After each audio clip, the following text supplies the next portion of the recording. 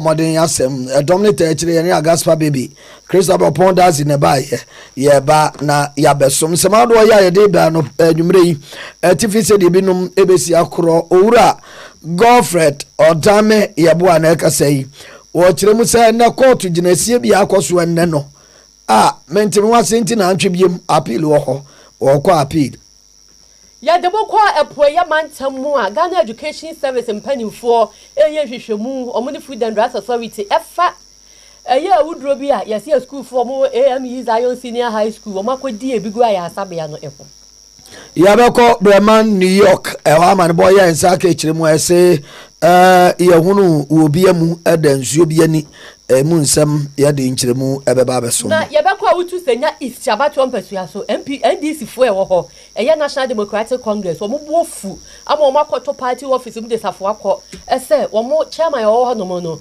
fifi kwete a suspending and as what chana say this was sign the number and just omo mie na emie chana ane afoforo bi eka ho na nwumre yesi nkonwa simadu ansantem na yede asomo ya na wahye ne so akai boje banka ne ano chandeliers corner light wall light gate light garden light ne ma papa ne ma ne border form na efe paacho ebesiesi fi ho na besan ache ene yede ma oboshe banchen baacho ene ye ba no socket ni adapter switches awodo no ani nyina bi wa solar lamps no so ye ma obi we just standing fan na ye rechargeable one wutimi charge di si onti no yedum kan akora no a enkan no anse airborne from papa baacho ye wo komase adum PZ anti attack for den no kejeti adu ba nim hwe won so ye tintim wonum na promise no repada ni mu adum central bridge one about isu ne ye Wesley Methodist aso den che afreye 0536 0959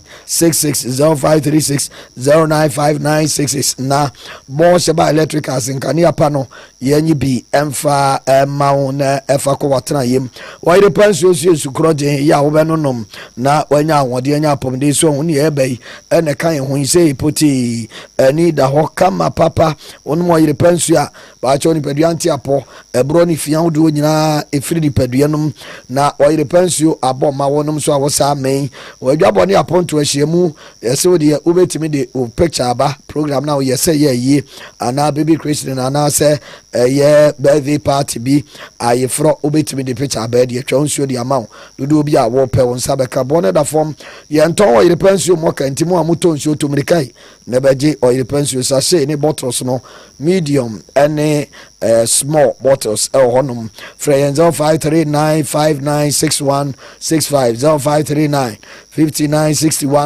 0539596165 Kumase Tano so yes Antoine Girls Senior High School opposite pen yebo promise about or pan promise dani asia baby ato en bi duro no won so duru bi ape ubenya bi ufre number nso a ubenya ne ope medi ede mame afia nyako papa bi ena menua be ata frempon sam no ni nkire bo se de city ya nhwane mfama so abusuafo ye hyakase bona se edi amamo ye de moko epoya mantam emu na ya asemben AME Zion Senior High School ye wo honom no ebe na nsaniye ene ye se nkole wo honom no akodi aduane na aduane omudi ye ne yefun yale bi atiesi wo mo so no enya agronti atabiri wo mo ade bi ko Saviour Hospital afa achem tafo government hospital ene kukurantumi hospital kesa dokafo ejina won so ntenchen na sensam ne baaye na amanfo ka eja awofo so yemhyehye ene ne ka ho na no enwumasua so ye hwe apomden enwumasua eso wapo ya mantamu ye Eastern Regional Secretariat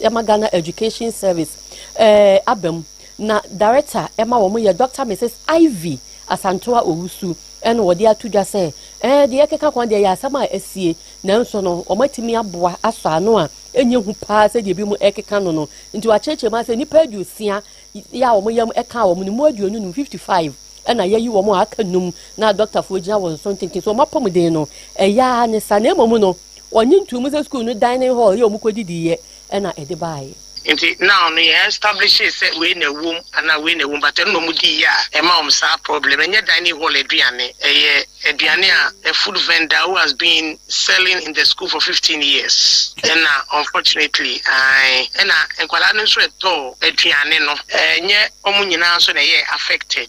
Inti no they are now finding out who ate what, so that to know say aduane mienu miensa oyeye na bia emu ne wen na ede sa problem ne bae. But nyame adom nkwala ekọ hospital nyina nyina ba school aka 5 a omo yede omo call hospital no aka 5 me am call hospital because na almost so discharge they are there as of 9 p.m. now we have only 5 students at Tafo Government Hospital. Kurentime community ne Hawa Memorial we had students engagement in the afternoon. A free students body together with the health team that we went. Regional director, so the regional chef coordinator, second cycle coordinator, chief inspector of schools, until we had engagement with the entire school community. Those who went there yesterday and they were discharged in classes.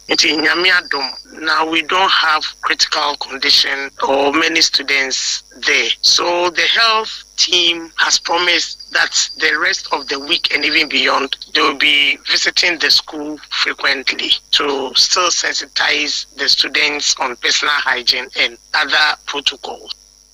Eni ayati Dr. Mrs. Ivy Asantwa Wusu ya oye Director of Education emepo yamantam na so hono ma wo se empanifo ya nhehya ya ma wo mo di aduane fra bonten ba school mo beto nyina no ya twa sense kosi so mo hwehwe mo beye no ebewie pay. Who also saw candle at that I want to so many activities are young for for and I am for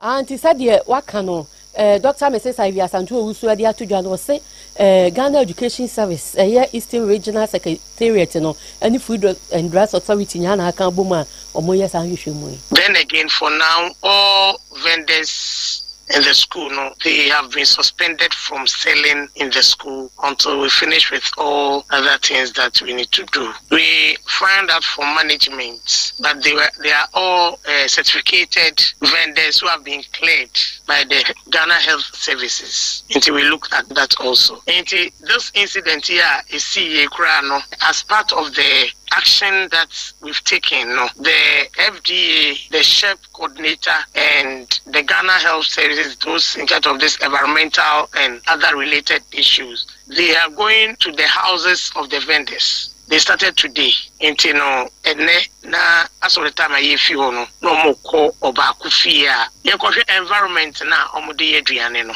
So we know the school environment. And say omunim environment now we assume say maybe people are only relocated now on country school authorities. Ebim pokra na bibia sesa wo where that vendor cooks. Senia it's part of the investigation that they are doing to go and find out the environment under which the cooking is done. Eni ayati Dr. Mrs. Ivy Asantwa Wusu ya Eastern Regional Director of Education. Yeah, to akase nso na ya consent fufuro na enenso asemba ko court ko so asetena biem ewo Gramobuni Manta Group enkramu na akane National Food Buffer Store Company pani ya na wodano Hanan Abdul Wahab Ali Duba ai na nensam to boy ya data no nse wabo man no kro no ne ade enu nti ene no so nya asem ketwa asem de nkumpa na ne mira nimni ne lawyer ene Godfred yeboa dame akane abando ya panin na danko kufuado amamu abreso ene court no ko asetena no ora Godfred dame de adesrede bi koy court no ansom boni nyina tugui na court no ewie ye no ana otemuafo ya wote akonwa so amane bo no kire se wo hye kwaduboni se omomoden na sobo ne ntansa wode ebo ura Hanan Abdul Wahab Alu Diba onkonko satra sobo no de toso enkono ani edunan emu na eno na ura Godfred dame yebo ase ade no wonte ase o court no asem no won na edi kire se refia wona wudi board no asɛ dabrɛ referee no ball no kora wo bobi obi no no be bon so bo ɛna ɔde asɛm etu obi so ɛna ɔde ne nkyerɛmu ne nyina so ɔba nti sɛ ne ɔde baayɛ no sɛ bi onsuo nyinam ne ade a wona abɛkyerɛ ne kwan yɛ ɔmfa so sɛ ɔnkɔ yɛ wei se nkɔ da ne wei nkɔ yɛ ne foforo ɛnkɔ se sɛ mfamra wɔse saa adeɛ ne nko adeɛ nyame anim wɔnte ase da ɛna aka ho bi ɛna nei wɔse wɔbɛkɔ court of appeal na wakɔ akɔsrɛ sɛ adaworoma saa adeɛ no a George no yɛ ɛnɛ sɛ wɔnkɔ na soboa a wɔde ɛbɔ owura Hanan Abdul Wahab wɔnkɔ sakyera ebi emu ɛne adeadeɛ no court no ɔma hwɛ aka biribi afa ho yɛntie owura Adame. I think that first and foremost it demonstrates the defect that the charge sheet was plagued with, but I think that the judge should have gone further because all the charges in my view are defective. I mean, the first point that he made that yes, he recognizes, the judge himself recognizes that the offense of stealing is actually one arising out of various payments, different payments and all that.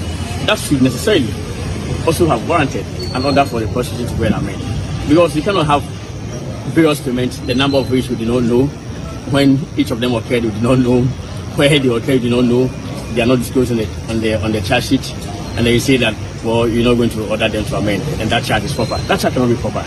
So even though they've been ordered to amend some of the charges, we'll still file an appeal. We'll file an appeal against it. But I think the decision was not so sound, with the greatest respect to the judge. And he himself acknowledged that, yes, every decision is appealable, and is all with a view to developing the criminal jurisprudence properly. Yo. Na owie no to aso kire mu se nyame no nukure ni se wo hwe kwadubo ensem ne ade se de o masi ahye ne ade no akire se ensi susu mpo se nwuna wo matu afra se se biompa se ne ma bi so ho ya wo kire mu akire se ene ebi asobo ba ko no o ka se bi apapa no wa wie sika wodi niema bebre no di afaye ne honan ya adanse papa bia enhye da empiem ma enyi ne woka no mpie peve se ene ampa owura no obokro no ampa no anso fa ha no de abo afa je se nwunwunan ba sa enti nyame anim o kire mu se ha adwen pa yentie no. We know how buffer stock operates. It's actually supply of food to various institutions. So you can have one transaction affecting a school in the north, Laura Secondary School, and another transaction also affecting another school, even in the Upper East region or Upper West region. And so how does the accused person proceed? He cannot be proceeding when his hands have been tied to his back and his eyes blindfolded. Definitely, they cannot be blindfolded, the accused person, and for him to be ordered to box in the dark. What you say that these specifics are specifics that you get to know when the trial proceeds? That's the issue, because that's definitely contrary to law. The Supreme Court has been made that clear. Recently, in the Buff-Bonny matter, you disclosed all the facts. First and foremost, made an application for disclosure of documents. That application has not been satisfied, and then we are asked to proceed. We cannot do so at all. Secondly, even Ernest Thompson, Republic vs. Ernest Thompson, 2021, the case that was identified on by the Supreme Court. They ordered the prosecution to provide relevant particulars of the charges when the same complaint that we are making today was made at that time. And so if it was right for Ernest Thompson, it must be right for Hanan Abdul Wahab. Yo, enti na ora Godfred da menene na yatibi. Ya twaso won sem fufuro ma aban sana hene ana so afo hwesi kasam so Dr. KaseƐ atofosin. Ene media budget odi ho nsem kwa ma hye bedwafie mu no wodi atodwa se wo man ni sikasam ho hyehyeye atoto yie se de na mpanimfo esusu asie no atra so kra ya eye no kwan so panti ene wa chechire mu a sika yenya no man mu se de yedi no ene ho nsem eye GDP growth inflation ene sikasam enyini ene de keka ho nyina no se first half ya na sa fife di kan no na chese akoyi pa ama chemze inflation credit say ye kan abegina wahamu chichemu nu machi poso miensa 5.3%. Ghana has not merely met its first half year target, it has exceeded them. Mr. Speaker, overall GDP growth was 6.4% in the first quarter of 2026, well ahead of the 4.8%. Non-oil GDP growth was 6.3% in the first quarter of 2026, well ahead of the 4.9% full-year target. Inflation has more than halved, falling from 13.7% in June 2025 to 5.3% by end of June 2026, against a target of 8 plus or minus 1 at the end of the year. The primary balance recorded a surplus of 0.9% of GDP on commitment basis, firmly on track to achieve our end-year target of 1.5% of GDP. Gross international reserves was 5 months of import cover as at end of June 2026, exceeding the target of at least 3 months of import cover. Mr. Speaker, January to June, Ghana has not merely met its first half fiscal performance. Mr. Speaker, the provisional fiscal performance for the first half of 2026 is presented against the following approved 2026 fiscal target. Overall deficit target on commitment basis of 2.2% of GDP, primary surplus of 1.5% of the GDP, overall deficit on cash basis of 4% of GDP, and primary surplus on a cash basis of 0.4% of GDP. But Mr. Speaker, provisional fiscal outturn for the first half of 2026 was stronger than anticipated, indicating continued prudence in fiscal management and enhancing the government fiscal consolidation agenda. Non-oil tax revenue as at end of June 2026 was 6.4% of GDP compared to a target of 6.5% of GDP. Mr. Speaker, domestic revenue reached 7.7% of GDP by June 2026 compared to the target of 7.8% of GDP. Mr. Speaker, total revenue and grant reached 7.8% of GDP by June 2026 compared to a target of 7.9% of GDP. Total expenditure on commitment basis at the end of June 2026 was 8.0% of GDP. Any ayati Dr. KaseƐ ato forcing finance minister. Na mraso je firma ko mesika ntike mu ni ade ni mo akire no a ase na asoafo ya ohwe sika sam to so no nyafo KaseÄ ato force ode nsem to dwa kirem se aban nyumaku adubu onmo a onu bo man ga na kapa do nada juma ye wo so mu die no mu hwe so ni afi kura nso bi nom sika betwa mo no mu adi am na bro so nso hu adwuma papa bi ya wonum eyode bo man no enkanko ene o man puntu na no no se aban no ani abre papa ya ebre di kan wa yensa kiremu bi a ene ba beboa ama aban no ankasa kuni no ene afei ku nyumaku ado ye hye aban no ase ne ade onsikadie ne bosi abo ne ade no o ma hwe enema eyenti wo se ne bibia onum efre no commitment authorization regime jire se emu ne ye wono se wono wotam de akosie ya eno no ye hye ya se ba be sisi pampi awodo ban nyumaku awodo ya be waje so be disi kabasa ne ade no saa enhye wei ma okonya da bia da free so se ka onum ebo ne be wi akire abanyumaku no koboka no a wonum tumi nya adwumaden emfa nteka no na kire se aban no a ebo moden no akwaje ka no ato no so nti nei o man nyumaku ado eka ya ebo wo man no aban ekosesa ede kan de ade ho ne ade no enye anubi ni samre nyina yetwam. State-owned enterprises are now bound by the commitment authorization, restraining them from spending beyond their means. Mr. Speaker, over the last 10 years, liabilities of state-owned enterprises have added the equivalent of about 3% of GDP to Ghana's public debt every single year. Mr. Speaker, this occurred because state-owned enterprises failed to honor their contractual obligation, compelling government to assume and settle those liabilities. This contributed to the sharp rise in Ghana's public debt. As a result, Mr. Speaker, the resources that would have financed critical infrastructure were used to pay those SOEs' debt. This is part of the reason why Ghana's debt grew unsustainably without the bridges, roads, or hospitals to show for. Right, Honorable Speaker, what is the point? Yera KaseÄ ato force ne ane ati wo kire se abanyumaku se ye nye jama mo mbo kabasa asa bia ya to so e won sam fufuro ma ye de mo ko awutu senya east abatwa mpesua so National Democratic Congress NDC amanyoku e wo hono no mente me ho as ni penchen asori wo ho ama eye constituency ni mo executive se wom akoto constituency office e di kinu kozongo ward ho na o ma sama mo kanya so mo chairman chairman Stephen Ofusu ajare honorable Fifi Kwete ye o ye twetwefo pani abetwena sensen ese chairman nti o mo ntia se ne enti ase chance omo de safoa ne beba pa de a ji se omo bi no na kwa adu ni nyina fifi kwete gina so ne se eye chairman Stephen Ofoso ajare nsam obeka ye se wono Phyllis na akoyo okono oyam na shebedwane wa wim no wim pa ne mpana no ene ho nsam enti abeto dwane ho nsam na nam so ama waro ne watwe ne dwumadi asense enti nam so ama constituency executives no enso ne na ansa oye nsencho ni di nkomo ma chemu se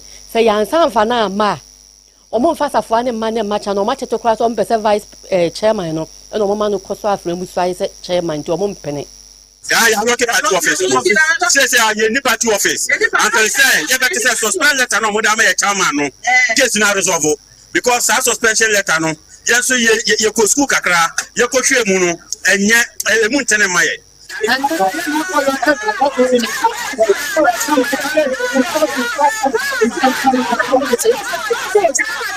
enye baby I entime embo kaso anko na odi nkiri nti yes no say o haye wa hapa ese ye na ye gina ha no wotimi afa abobo ya na fa tirela inje ye sha abobo ya bo so nche onipa wo pese o medi ade no ka so ha eso nche no NDC for na wo mu wa wutu senya east ya kaso ampotam ni bi ene ne yete ye no na eye kaso zongo ward organizer Awudu Mohammed ene dia to just say chairman pa ya suspend ne ya sanfa na ma ene safo anu so mu office ne yemi ne emi echina chairman Stephen Ofoso ajare abra ye branch organizers and branch executives ye ni mu hwi constituency executives omo ni mu hwi ono ankasa chairman eni mu hwi otiwa na ehun se krata na aba say you are suspending for 5 months and 5 months no so enye shi because I accept na aba ni pa mienu na ekwu mati efa ba ko e wo se mu frɛ na mu sati efa ba ko eno asem na mu ntina se na mu fa adwindwin enko adwindwin mu what I say but party no NDC e wo kaso ha ehu hie ena ya hu ya wa nyina ya branch executives ena ejina ase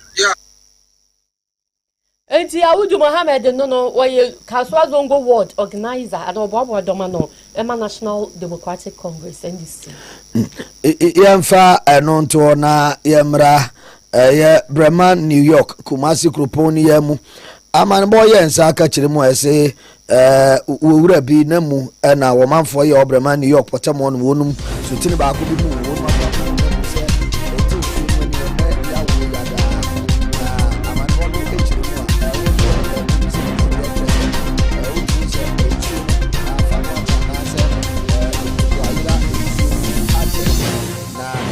chirem say ade we die nyame ne nokra nie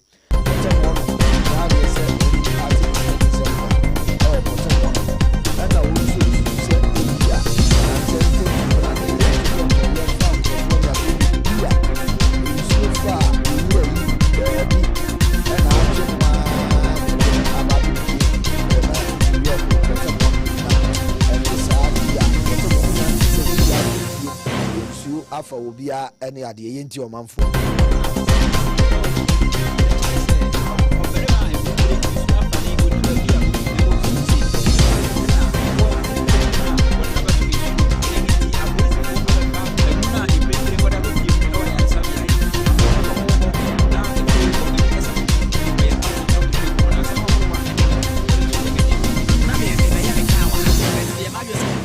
rabbit no want me say memko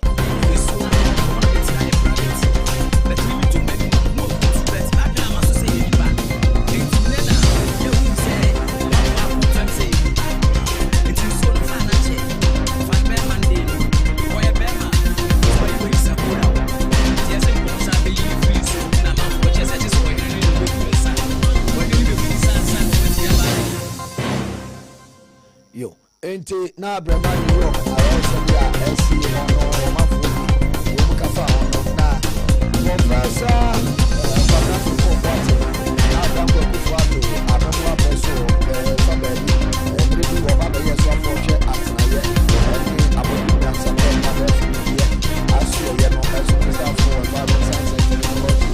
na what that say company that me sidan baby kro yem finish do na mu ni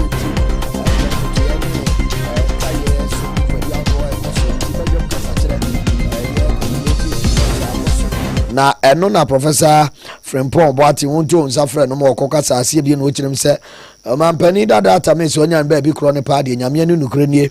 Yadia ne ha papa no o se duru baby papa na mamuom no na yadia bebo mu na afei na pomuden ne na hoɔden ekɔfom no ɛka ho bi ma ne dɔma woni onum ebu man no dodo na afa akwanya kyerɛ sɛ papa na yemre ntie so wɔte wɔn nipa korɔ de kokora wo hunu ne yadia na onde saa na onum pɛ wo mu ewie bia ne yadia di bɔne wo mu pɛ ɛne yadia wɔ se na mampani dada tamesi ni papa pa afiri sɛ ansa na papa no ebeye mampani mpo no na onim no wɔhyia no empendodo no a saa bre na no wɔhwɛ papa ne su ene ne ban mpo ansa na obeye mampani na yade ene sa yade te sa papa no ese be nan ko onye nipa boni. I knew something else too, and I say it not to excuse but to explain. The disease that will eventually take his life appeared to have affected him, and as the presidency wore or to settle scores that were not his to settle. Let me be precise about what I am and I'm not saying. Professor Mies was ethical. He was compassionate. By every measure I was able to take of the man across 3 meetings, he was good. This is the man I will now ask you to meet. Not through the office he held, but through the 3 meetings in which he showed me who he was before the world knew him as Asumdwene. Professor Kwabra Frimpon Boati ne nsɛm dɔɔso na kakra na yɛde ama mu. Yɛkɔ ahoma so na yɛne Reverend Collins Bonsu yɛ founder Emma Purpose Discovery Foundation ana Holy Calling Ministry edi enkomo na yɛnkomo ni nyinaa no ɛfa entawantawa ya esi entawantawa sa ya de bebre esi fie nanso yakoye ni pɛi ɛde yɛ dan entawantawa ɛbɛba na entawantawa bɛba yɛnyɛ dan na yɛtumi ama asomdue apie fimu aba. Councillor Majoe Mame fia na ko papa bi mejo so anyumre ensamana ena mabisenti yeti yo mame ntia ahefo nyina amra Promise TV ona otio Promise Radio 102.7 sabe wasa ase na wonse nyame yese obi ada obi na entawantawa na mentemo ho ase de beba titi se yeyi okunu ne oyere yeye abusuani ehufie enti wundime mompa ye nkase antawa de menteme ho ase emma ebeba na eba ewose yeke ho bum na enhyehyɛ pa yitimi emantawa no fi ho ne de ye adwuma a can effective conflict resolution skill na no na ekuno na yere mo abusua etie me ye kase antawa ne ba ewose yenya adwempo se ye mano metiti yentem if you say abusua nkabo mu wo man nkabo mu adwuma ye nkabo mu de mpuntuo ne nkankro na eba the Genesis chapter 11 the Tower of Babel onyankopon ehu se nipakuo no abo aboso ba akọ ne adwenko se de omo peso omo ye na omo be na o se bibia na obetimi afiti wontem enti mesre akwa ba akọ ebefa so asolve your issues quickly and get back on track to make sure that we have peace and harmony at home. Yes, sir. And now, dear, and Tawantawa, yes, I say, and this Mikunu and to be biase, some year to be biase, some ban to be biase. As I yet 10 near her dear, on Tias and another dear do a Hanaban. No, Messi, I saw, and only yes, yes, but the same year when they say, young fan say, who could not acquire Japadio baby or more money. Emma, I know ya, and I can't tell what done for be. What I'm for the same money, no, ya. I'm more money, also your German country. Also, make a solution, but that solution and fan Kabumuma and fan some Gemma, and only I can't say a bushia say, a brabia or have a solution, ya better, and fan Kabumuma. It is a Obima, a country, Obima Moya. Namuaya no about it abusian in Tamwa, Manintum. Tambia yam Waya. It will bring us together stronger.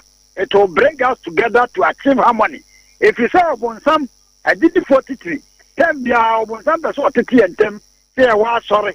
Now I'm consa ɛne adeɛ mempere me yare ya me hemi me frim sɔfo sɛ wasɔre ba sɛ wɔ yare ya wa bɛhɛ na enka sɛ wa ma sɔre na wonya dabi ɔne nkyɛn kɔka sɛ o ɛnyɛ boapayɔ weni wenti ebi kra asɔre mpanimfo ante na yɛmfa enka bo mu mra entawantawa kasa ya de entawantawa etete abusuam ɛno ne yɛ kasa ɛba yɛmfa ɛkwan a ɛde nka bo bu bɛba na mwa yɛ de nka bo bu bɛba ɛno ne yɛnyi so ɛba saa bo September ne yɛtia asomdwe mu na ɔbonsam ɛne mu agu ase na ɔbonsam no afɛre ɛno ne yɛ kasa yadɔfoɔ anwumere wɔn a wɔhwɛ ne wɔtie sɛ conflict will come, but when they come, we should resolve it quickly in a way that will bring us together in harmony and peace. Onyankopɔn no Israel.